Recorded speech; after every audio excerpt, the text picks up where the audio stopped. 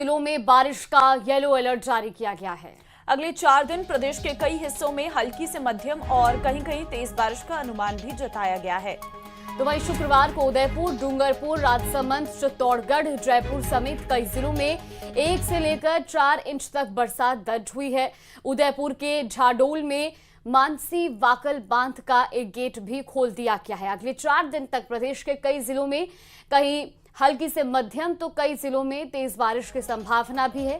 और ऐसे में अगर खास बात की जाए तो जयपुर में भी आज बारिश का दौर देखने को मिलेगा। जयपुर समेत कई जिलों में 4 दिन तक अब बारिश की संभावना इसी तरीके से बनी हुई है। उदयपुर, डूंगरपुर, राजसमंद, चित्तौड़गढ़ में बारिश का अनुमान है। जयपुर समेत कई जिलों में 4 इंच तक बारिश भी दर्ज की जाएगी। आज 30 जिलों में बारिश का येलो अलर्ट जारी किया गया और इसी के साथ अगले 4 दिन तक मध्यम से तेज बारिश होने की संभावना है।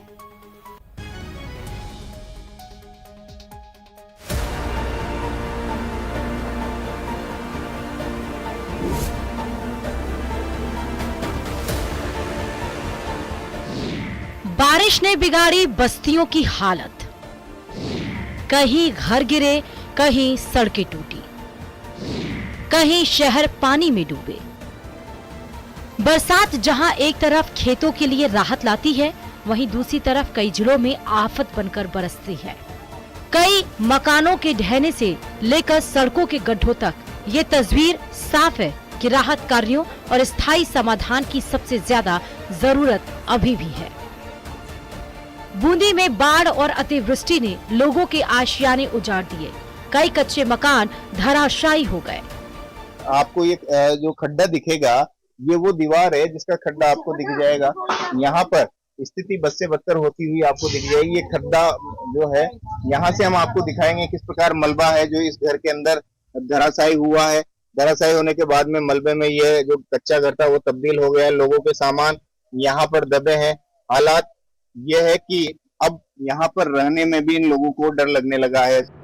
छपावदा बाजड़ गांव में हालात बदतर है। लोग तिरपाल और टीन शेड लगाकर सिर छुपा रहे हैं। रोजमर्रा का सामान मलबे में दबा पड़ा है और प्रशासनिक मदद अभी तक नहीं पहुंची है। ये रहने की जगह नहीं है और कहाँ रहे हैं। पूरा घर टूट गया। हाँ, कितने घरों में नुकसान है आपके बाजड़ में? यहाँ कम से कम 10-20 घर थे। तो मेरा तो कहना ये है क्योंकि मैं 8 दिन से तीनों गाँव में दौरा कर रहा हूँ। किसका मकान रखा, किसका जैसे मान लो खाने की सुविधा नहीं है तो उनके लिए खाने की सुविधा भी करा रहा हूँ। कैसे भी करा रहा हूँ, उनसे कह रहा हूँ भाई खाने का लिए सुविधा नहीं तो मैं सुविधा कराऊँ आपके। कितने मकान टूट गए? करीबन 30-32 मकान टूटी गई। अब क्या व्यवस्था की इनके रहने की? तो इनके रहने की जिसके पास कुछ भी नहीं है उनके लिए हमने पंचायती का कमरा खोल रखा है। पंचायती का कमरा में रह लो। डूंगरपुर के बांसवाड़ा इलाके में कच्चे घर की रसोई की दीवार ढह गई। हादसे के वक्त परिवार घर के दूसरे हिस्से में था, वरना बड़ा हादसा हो सकता था। गनीमत रही कि जनहानि नहीं हुई, लेकिन सामान खराब हो गया। इधर बारिश के चलते जिले के जलाशयों में पानी की आवक हो रही, वहीं कई तालाब व बांध लबालब होकर ओवरफ्लो चल रहे हैं। सोने के टाइम जा रहे थे, अंदर से दीवार गिर गई। इसके बदले मेरा मकान गिर गया और पास वालों को भी डैमेज हुआ है दीवार गिरने से। दीवार क्रैक हुई है। नागौर में 44 घंटे लगातार हुई बारिश के बाद हालात अब भी सामान्य नहीं है। कॉलोनियों में पानी भरा हुआ है। पंप सेट से पानी की निकासी की जा रही है। एसडीएम ने दावा किया है कि अगले 24 घंटों में पानी पूरी तरह निकाल दिया जाएगा, मगर मौसम विभाग ने 30 से 31 अगस्त को भारी बारिश की चेतावनी दी है। शहर के भीतरी इलाके, नकाज गेट, महिला व यातायात थाने के सामने भी 4 से 5 फीट तक पानी जमा हो गया है। आप कहाँ रहते हैं और कितने दिनों से ये पानी है जो यहाँ पर जमा है और आपको क्या क्या परेशानी हो रही है? मैं यहाँ रहता हूँ, मेरा घर यहाँ पीछे है। गली में 5 फीट पानी था और 5 फीट पानी था। आने जाने में बहुत दिक्कत थी। जब रविवार को बारिश हुई थी तो हम नगर परिषद गए, पर वहाँ से कोई अच्छा जवाब नहीं मिला। फिर बाद में एसडीएम साहब से बात हुई, वो लगातार 5 दिन से यहाँ काम कर रहे हैं, मॉनिटरिंग कर रहे हैं। उनसे बहुत अच्छा फ़ायदा मिला है और पानी आज काफ़ी हद तक यहाँ से चला जा चुका है। हम काफ़ी खुश हैं, बस्ती वाले सारे के सारे। भरतपुर में टूटी सड़कों ने लोगों का जीना मुश्किल कर दिया है। मुख्य चौराहों से लेकर मुख्यमंत्री आवास तक जाने वाली सड़कें भी गड्ढों से भरी हैं। बारिश में ये गड्ढे खतरनाक साबित हो रहे हैं और अधिकारी जिम्मेदारी लेने से बच रहे हैं। आप देखिए किस तरह के हालात यहाँ पर बने हुए हैं। ये सड़क है और इस सड़क में कई फीट गहरे गड्ढे हैं, जिससे कई बार जो वाहन चालक हैं वो गिर करके चोटिल हो जाते हैं। थोड़े दिन जब कोई होता है तो प्रशासन आती है तो बन जाती है, इसके बाद में वही सड़क हालत खराब है। देखो सड़क वो क्वालिटी की चीज है, बनी नहीं ना। सड़क के बहुत बुरे हालात हैं। यहाँ पे क्या है, पानी का निकास तो है नहीं है। ये प्रॉब्लम आती है, उधर से पानी छोड़ते हैं खादी कॉलोनी से अमन मोटर्स की तरफ इधर आता है। अब तो बारिश ही इतनी हुई है कि पानी छोड़ो मत छोड़ो, ऑटोमेटिकली दुकानों और घरों में भर रहा है पानी।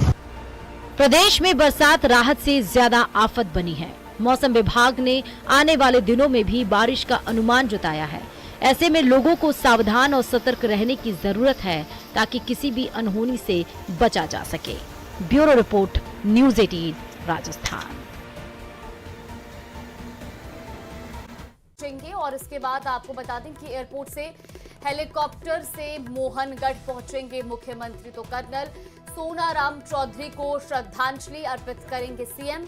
इस वक्त की ये बड़ी खबर। बिल्कुल आपको बता दें, श्रद्धांजलि सभा के बाद अजमेर होंगे रवाना। अजमेर के मोहावी में मंत्री सुरेश रावत के पिता को श्रद्धांजलि देंगे। सूरत सिंह रावत की शोक सभा में शामिल भी होंगे। तो ये बड़ी जानकारी आपको बता रहे हैं। आज मुख्यमंत्री जैसलमेर दौरे पर रहेंगे और इस बीच वो कर्नल सोनाराम चौधरी को श्रद्धांजलि देने के लिए पहुंचेंगे। इसके बाद वो अजमेर के लिए रवाना होंगे और अजमेर में भी आपको बता दें कि मंत्री सुरेश रावत के पिता को आज वो श्रद्धांजलि देंगे। सूरज सिंह रावत की शोक सभा में भी वो शामिल होंगे। तो एयरपोर्ट से हेलीकॉप्टर के जरिए वो मोहनगढ़ पहुंचेंगे। इस वक्त की ये बड़ी जानकारी। कर्नल सोनाराम चौधरी को श्रद्धांजलि अर्पित करेंगे सीएम।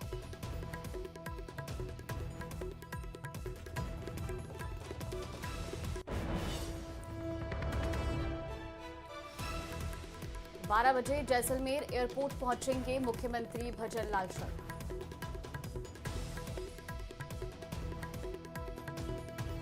तो वहीं जयपुर से बड़ी खबर आपको बता दें, आज बीजेपी करेगी प्रदेश स्तरीय यूथ सम्मेलन। पहले प्रदेश और फिर जिला स्तर पर होंगे यूथ सम्मेलन। मैराथन दौड़, साइकिल रैली का भी करेगी आयोजन। यूथ को वन नेशन वन इलेक्शन मुहिम से जोड़ने की कोशिश। जयपुर से महत्वपूर्ण जानकारी आपको बता रहे, मैराथन दौड़, साइकिल रैली का भी आज बीजेपी आयोजन करेगी। पहले प्रदेश और फिर जिला स्तर पर छात्र संघ सम्मेलन आयोजित होंगे और इसके साथ ही मैराथन दौड़, साइकिल रैली का भी आयोजन किया जाएगा। ये बड़ी जानकारी आपको बता रहे, यूथ को वन नेशन वन इलेक्शन मुहिम से जोड़ने की कोशिश इन प्रयासों के जरिए की जा रही है और बीजेपी आज करेगी प्रदेश स्तरीय यूथ सम्मेलन। ये महत्वपूर्ण जानकारी मिल रही है। इस यूथ सम्मेलन के जरिए जो यूथ है उसको तमाम तरह के जो अब पहल भारतीय जनता पार्टी की ओर से की जा रही है उससे जोड़ने की कोशिश की जाएगी। मैराथन दौड़, साइकिल रैली का भी आयोजन किया जाएगा। यूथ को वन नेशन वन इलेक्शन मुहिम से जोड़ने की कोशिश भारतीय जनता पार्टी की रहेगी और इसी के मद्देनजर आज प्रदेश स्तरीय यूथ सम्मेलन का आयोजन भी किया जाएगा।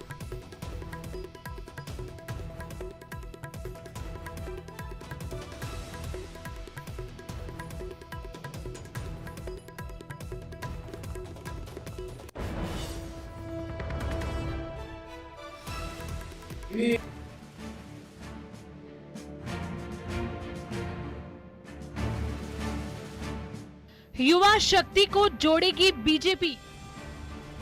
जयपुर में होगा छात्र संघ प्रतिनिधि सम्मेलन। वन नेशन वन इलेक्शन के लिए मुहिम। वन नेशन वन इलेक्शन के प्रति युवाओं को जागरूक करने के लिए अप्रैल महीने में दिल्ली में राष्ट्रीय छात्र संघ प्रतिनिधि सम्मेलन आयोजित किया गया था। इसी तर्ज पर अब राज्यों में राज्य स्तरीय राष्ट्रीय छात्र संघ प्रतिनिधि सम्मेलन आयोजित किए जा रहे हैं। 30 अगस्त को जयपुर में भी छात्र संघ प्रतिनिधि सम्मेलन किया जाएगा, जिसमें मुख्यमंत्री भजनलाल शर्मा, बीजेपी के राष्ट्रीय महामंत्री सुनील बंसल और प्रदेश अध्यक्ष मदन राठौड़ शामिल होंगे। इस कार्यक्रम में 35 साल से कम आयु के वर्तमान और पूर्व छात्र संघ पदाधिकारी भाग लेंगे। सभी जिलों से लगभग 1250 छात्र संघ प्रतिनिधि इसका हिस्सा होंगे। इन्हीं छात्र नेताओं के माध्यम से इस प्रस्ताव के विषय को आम विद्यार्थी तक विद्यालय और महाविद्यालयों में ले जाने के लिए ये टीम नीचे काम करेगी। आने वाले समय में सितंबर अक्टूबर में नीचे वाद विवाद प्रतियोगिता भी होगी, निबंध लेखन भी होगी, यानी स्कूल और कॉलेज के सभी विद्यार्थियों को इस विषय के बारे में जानकारी देने के लिए भारतीय जनता पार्टी ने कुछ लोगों को जिम्मेदारी दी है। भाजपा प्रदेश में बड़े स्थान पर मैराथन दौड़, बाइक और साइकिल रैली निकालकर जन जागरण, मानव श्रृंखला का निर्माण भी करेगी। इसके अलावा दिसंबर तक सोशल मीडिया पर जमकर प्रचार प्रसार होगा। सियासी जानकारों की माने तो बीजेपी एक तीर से दो निशाने साध रही है। युवा शक्ति को जोड़कर वन नेशन वन इलेक्शन के फायदे बता रही है और वोट बैंक मजबूत करने के साथ ही जनमत भी तैयार कर रही है। न्यूज़ 18 राजस्थान के लिए सुधीर शर्मा की रिपोर्ट। तो वही हनुमान बेनीवाल और किरोड़ी लाल मीणा के बीच शुरू हुई जुबानी जंग धीरे धीरे शांत होती दिखाई दे रही है। शाम को किरोड़ी लाल मीणा ने बेनीवाल पर दिए बयान पर जहां खेद जताया, उन्होंने कहा कि मेरे बयान से आहत हुए तो माफी मांगता हूं। तो वही न्यूज़ 18 से खास बातचीत में हनुमान बेनीवाल ने कहा कि किरोड़ी लाल मीणा अब भी मेरे बड़े भाई हैं। पता नहीं कौन सी बात से नाराज होके और उन्होंने इस तरह की बात करी। आज से पहले हमारे बीच में कभी इस तरह की बात कभी नहीं रही। हम दूसरे, और मैं तो आज भी उनका सम्मान करता हूँ, बड़े मेरे से, उनसे मेरा कोई झगड़ा थोड़ी डॉक्टर साहब से। कल के बयान से माननीय हनुमान बेनीवाल किसी बात से आहत हुए तो मैं मीडिया के सामने उनसे माफी चाहता हूँ। और चलिए खबरों में आगे बढ़ते हैं। वहीं एसआई भर्ती पर फैसला आने के बाद कैबिनेट मंत्री किरोड़ी लाल मीणा ने प्रेस कॉन्फ्रेंस कर पूर्व आरपीएससी चेयरमैन को लेकर बड़ा बयान दिया है। उन्होंने कहा कि मैंने आरपीएससी के 3 पूर्व चेयरमैन के नाम दिए हैं, उन्हें गिरफ्तार करो और फर्जी आरएएस अफसरों को नौकरी से निकालो। उन्होंने साथ ही क्या कुछ कहा वो आपको भी सुनाते हैं।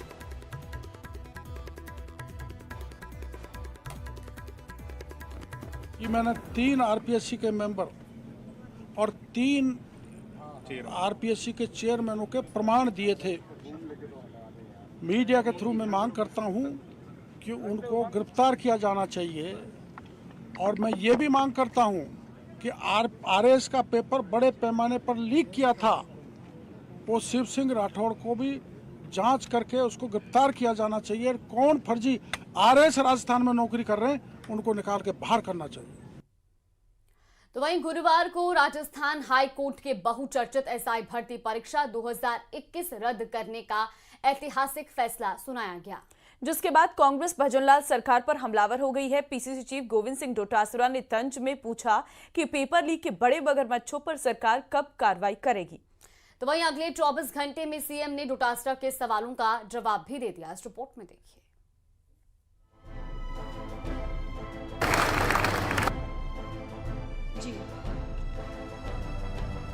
युवाओं के साथ जो कांग्रेस ने जिस तरह का धोखा दिया है, हम उनको छोड़ने वाले नहीं हैं और लगातार आप देख रहे हैं वो बंद होते जा रहे हैं, अब नई खुलती जा रही है, कलई से कलई खुलती जा रही है।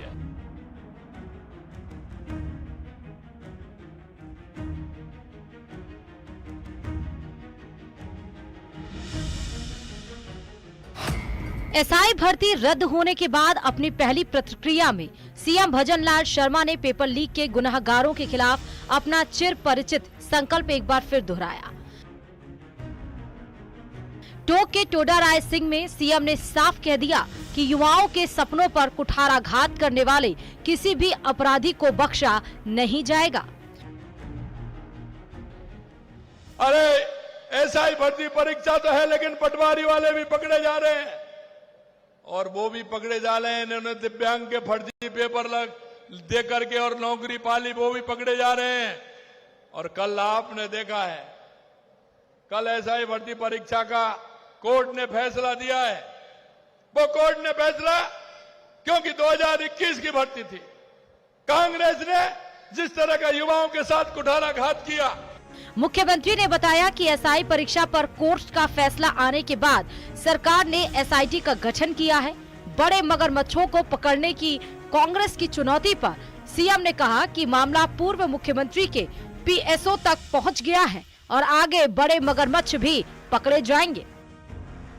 हमारी 15 दिसंबर को सरकार बनी थी, 16 दिसंबर को हमने एसआईटी का गठन किया और हमारी एसओजी ने कितने लोगों को पकड़ा, 56 लोगों को बाहर निकाला। लेकिन कांग्रेस के लोग क्या कह रहे हैं? कांग्रेस के लोग क्या कह रहे हैं? भाई तुम क्या कहना चाहते हैं? अरे उसका आधार बनाने का काम हमने किया और उनको पकड़ के जेलों में बंद किया। अरे आपके कह रहे, डोटासरा जी कहते हैं मगरमच्छ कब पकड़े जाएंगे? अरे धीरे धीरे बढ़ रहे हैं, चिंता मत करिए। मुख्यमंत्री के पीओ सर तक पहुंच गए, अभी चाल चल रही है। आपके मन की बात होगी, निश्चित रूप से होगी, आप चिंता मत करिए।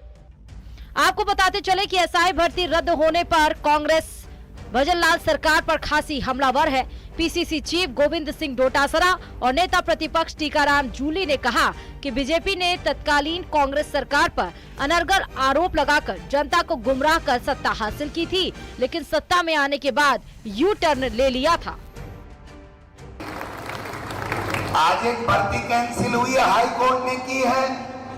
मेरे को मीडिया के भाई पूछने लगे कि राजस्थान के उच्च न्यायालय ने एसआई भर्ती को निरस्त किया है, आपका क्या कहना है?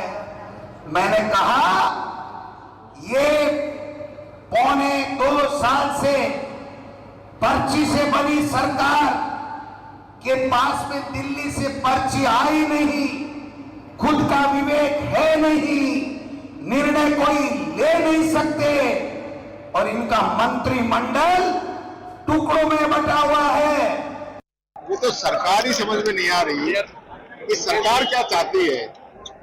जब पुलिस की जांच में ये आया कि भर्ती निरस्त होनी चाहिए, एसओजी ने कहा कि भर्ती के अंदर गड़बड़ हुई है और फिर सरकार ने जवाब क्या पेश किया और उसके बाद किरोड़ीलाल मीणा जी क्या कहते रहे और सरकार किस प्रकार से अपना कोर्ट के अंदर जवाब दाखिल कर रही है। ये सारी बातें अगर आप देखोगे तो आपको खुद ही नजर आ जाएगा कि सरकार निर्णय नहीं कर पा रही।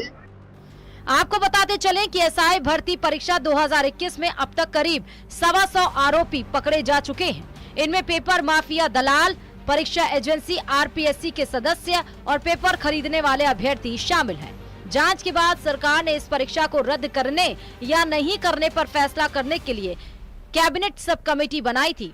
इस सब कमेटी ने परीक्षा रद्द नहीं करने की अनुशंसा की थी। सरकार ने कोर्ट में उसी आधार पर अपना पक्ष रखा था, लेकिन गुरुवार को कोर्ट ने पूरी सुनवाई के बाद तथ्यों को देखते हुए परीक्षा रद्द करने का फैसला सुनाया। Bureau report.